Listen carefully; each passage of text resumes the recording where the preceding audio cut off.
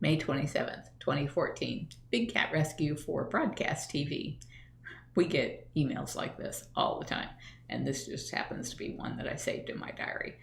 From Kelly Lin at infocusasia.com. Potential documentary series.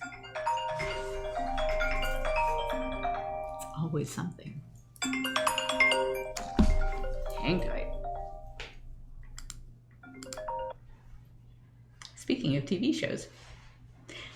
So this was an email they sent me. Hi, Big Cat Rescue. I'm development producer with Infocus, a production company. We produce content for all the major broadcasters, Discovery Channel, Nat Geo, BBC, to name a few. We're the folks behind Monsterfish, which is NGUS #2 show currently.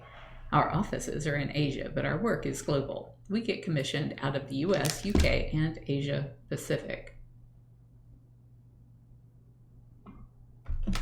I think that there is a huge potential in translating Big Cat Rescue for broadcast TV. It's definitely something our clients are looking for this year. I'm wondering if you're working with any production companies at the moment, as I'd love to talk further. Cheers, Kelly Lin, development producer, Infocus Asia. And then it gives the address, telephone number, email address, website address. I wrote her back and I said, Dear Kelly Lin, I'm not sure what you mean by translating Big Cat Rescue for broadcast TV. Production companies pitch us all the time, but usually what they want is for people to act irresponsibly toward animals for the shock value, and we aren't interested in that sort of nonsense.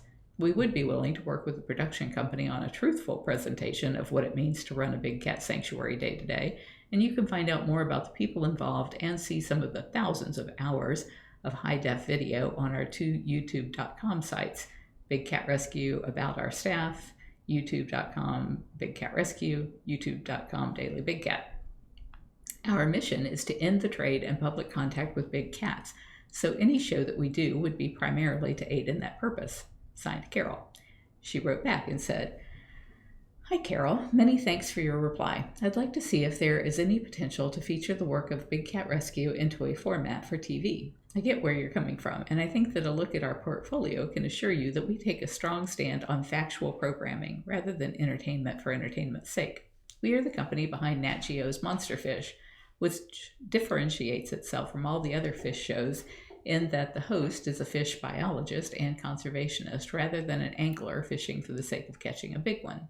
This is representative of the approach we take to our shows. We don't craft reality.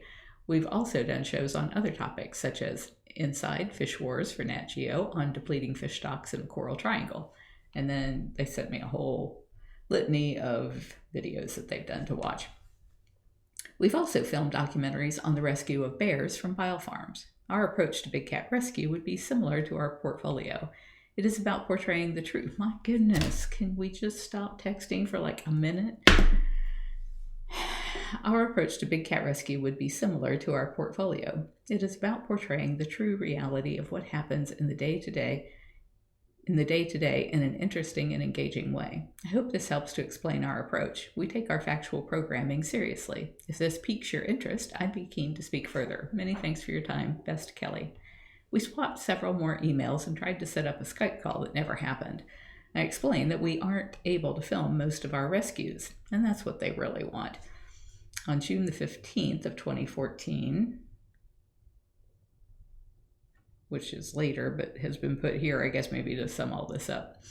Hi, Carole. Many thanks for your emails and apologies for the delay. I was tied up in another production this past week. This is super helpful. Thank you. Let me share it with the team.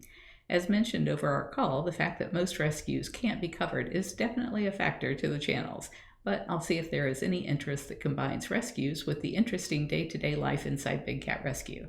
I will be in touch if I receive favorable feedback from the channels. Best, Kelly. And so this is really so typical.